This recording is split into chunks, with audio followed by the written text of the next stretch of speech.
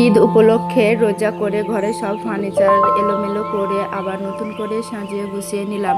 আসসালামু আলাইকুম, সবাই কেমন আছেন? আশা করছি সবাই ভালো আছেন ও সুস্থ আছেন।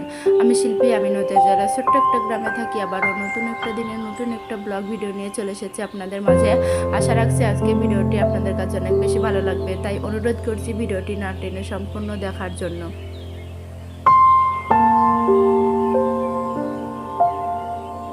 ভিডিওটি হচ্ছে 2 দিন আগেকার ভিডিও।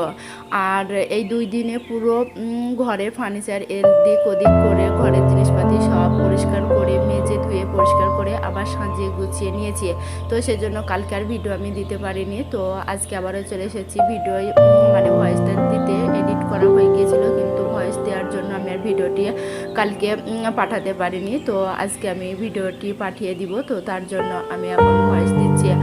আর এ তো উপরে যে বাংকারে যে হাঁড়ি পাতিলগুলো দেখলেন, ওগুলো তো মানে রান্নাঘরে ছিল, মানে সিঁড়ির নিচে যে আমার ছোট্ট রান্নাঘর আছে ওখানে ছিল। তো ওখানে থেকে ধুলাবালি বেশি হচ্ছিল। আর তাছাড়া আমাদের যদি সামর্থ্য থাকতো তাহলে হয়তো ঈদের আগে আমি ঘরটাকে রং করে নিতে পারতাম। আর তাছাড়া রান্নাঘরটা একটু টাইস পেতে সুন্দর করে গুছিয়ে নিতাম। তো যাই হোক, আশা সবারই থাকে, তাই না? তো আল্লাহ যদি আশা পূরণ করে তাহলে হয়তো হবে।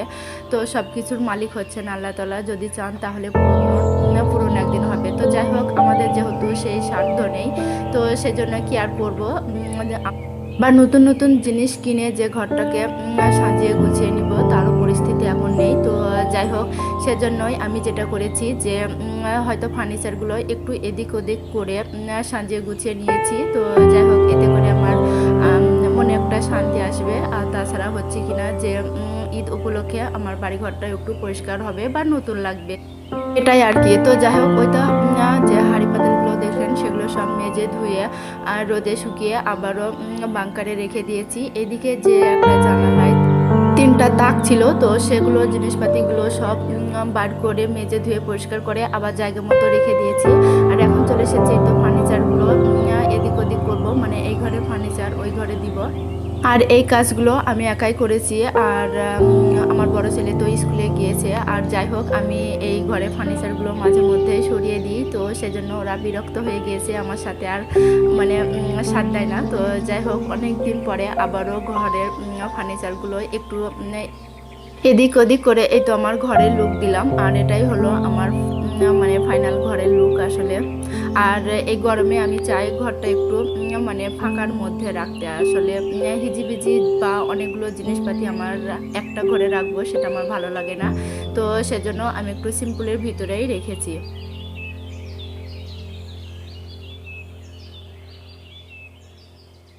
তো ওই ঘরের ফার্নিচারগুলো সব আমি একদিনেই সরেছি, কিন্তু জিনিসগুলো মেজে ধুয়ে পরিষ্কার করা বা সাজিয়ে গুছিয়ে রাখা আমার 2 দিন লেগে গিয়েছে। আর ওই ঘরটা আমি একদিনে গুছিয়ে নিয়েছি। আর এই ভিডিও ক্লিপটুকু হচ্ছে পরের দিন, কারণ রোজা করে একদিনে তা সম্পূর্ণ করা সম্ভব নয়, তাই না? তো সেজন্য আমি 2 দিনে করেছি আসলে।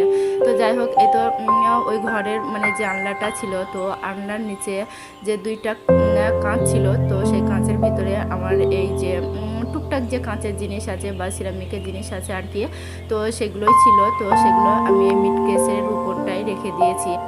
আর এই মিসকেটের নিচটার থাকটাই আমার যে রান্না করা যে খাবারগুলো থাকে আর কি প্রত্যেক দিনে, তো সেগুলো রেখে দিই। আর উপরকার এই কাঁচটা ফাঁকা ছিল, তো সেজন্য আমি ওই মানে কাঁচের যে জিনিসপাতি আছে আর কি, তো সেগুলো সব এই কাঁচের জিনিস মানে তাকটাতেই রেখে দিলাম আর কি। তো যাই হোক, এটা বারান্দাতেই রয়েছে। আর বারান্দায় টেবিলটা আর এই মিট কেসটাই রয়েছে। তো বেশ এদিকটা দেখতে বেশ ভালোই লাগছিল। তো যাই হোক, আমি একটু মুছেও নিয়েছি। এই তো এখন চলে এসেছি জুতোর বক্সগুলো নিয়ে। দেখছেন কতগুলো জুতো রয়ে গেছে। তো যাই হোক, এগুলোর আর জায়গা হচ্ছিল না। তো এগুলো ওই যে আর যে মানে সুরজের যে ঘরটা ছিল ওই খাটের নিচেই ছিল কিছু কিছু, আবার ওয়ার্ড্রোবের ভিতরেই ছিল। তো যাই হোক, আমার এই ছোট্ট এটা একটা মিড কেস। তো যাই হোক, আমি এটা মানে রান্নাঘরের জন্যই কিনেছিলাম, গরম খাবারের হাঁড়ি পাতিল রাখার জন্য। তো যাই হোক, এটাতে রাখলে খাবারটাই বা একটা বাজে স্মেল আসতো। তো সেই কারণে আমি এটা বাদ দিয়ে ওই যে কাঠের বা প্লাইবোর্ডের যে মিট কেসগুলো ছিল, তো সেটাই কিনেছিলাম। আর এটাতে আমার বাজে যেসব জিনিস থাকে আর কি, তো সেগুলোই থাকতো। তো এটা আমি এখন শু ক্যাবিনেট হিসেবে ব্যবহার করছি। তার কারণ এর ভিতরে যেসব জিনিসগুলো ছিল বাজে সেগুলো সব ফেলে দিয়েছি, যেগুলো রেখে দেওয়ার মতো সেগুলো সব রেখে দিয়েছি। তো যাই হোক, এখন আমি এটাকে বারান্দাতে রেখে দিচ্ছি দরজার পাশে, যাতে করে ঘর থেকে উঠতেই বা নামতেই জুতোগুলো আগে পাওয়া যায়। আর তাছাড়া এটা যেহেতু খুব একটা বড় নয়, ছোট্ট, তো সেজন্য মানে বারান্দায় অতটাও জায়গা নেয়নি। আর সব জুতোগুলো এক জায়গাতেই রয়ে গিয়েছে। আর তাছাড়া বেশ দেখতেও ভালো লাগছে। তো যাই হোক, এখন চলে এসেছি তো টেবিলটা গুছিয়ে নিতে। আর এদিকে আমি টেবিলটা গুছিয়ে নিতে নিতে আমার বোন এসেছিল। তো ওর ছেলে মেয়েও এসেছে। তো আবার আমার সব জিনিসগুলো তো বাইরেই আছে, আর ওরা এসে আবারও কাজ বেড়ে দিয়েছে। তো যাই হোক, ওদেরকে একটু একটু করে বকা দিচ্ছি আর কাজগুলো করছি। তো যাই হোক, আমার দুইটা ছেলে স্কুলে রয়েছে। তো সেই ফাঁকে আমি কাজগুলো মানে মনের মতো করে গুছিয়ে নিতে পেরেছিলাম এতক্ষণ পর্যন্ত। তো এখন যখন আমার বোনের ছেলে মেয়ে দুটো এসেছে, তো তখন আমার একটু মানে অসহ্যকর হয়ে গিয়েছিল। তো যাই হোক, ওদেরকে তাড়াতাড়ি করে বাড়ি পাঠিয়ে দিয়ে আবার জিনিসগুলো গুছিয়ে নিয়েছি জায়গা মতো। তো যাই হোক, ওদেরকে বলেছি তোরা আজকে আর আমার বাড়ি থাকিস না, কারণ আজকে আমি ঘরদোরটা ভালো করে পরিষ্কার করে নিই, তো তারপরে আসিস। তো আমার বোনের ছেলে 1 বছর 3 মাস হয়েছে, কিন্তু ও বকাটা খুব বোঝে। তো যাই হোক, আমি যেই ওর প্যানে তাকাচ্ছিলাম আর ও ভয় পাচ্ছিল। তো যাই হোক, কান্না করছিল। তো যাই হোক, ওরা বাড়ি চলে গিয়েছে। এখন আমি সব জায়গা মতো গুছিয়ে নিয়েছি, কিন্তু ইফতারের সময় আবার ওদেরকে ডেকেছিলাম, যে যাই হোক তখন বকা দিয়েছি। এখন এসে ইফতারিটা আমাদের বাড়িতেই করে যেও। তো যাই হোক, ওরা এসেছিল। তো এই তো আমার ঘরে ফাইনাল লুকটাও হয়ে গিয়েছে। আর ওই তো ওরা ছিল, তো ওদের জামা কাপড়গুলোই রেখে চলে গিয়েছে। এমনিতেই রোজা আছি, তার উপরে আবার এতগুলো কাজ। প্রথমে তো ভয় পেয়েছিলাম যে যাই হোক রোজা করে কাজগুলো করতে পারবো কিনা।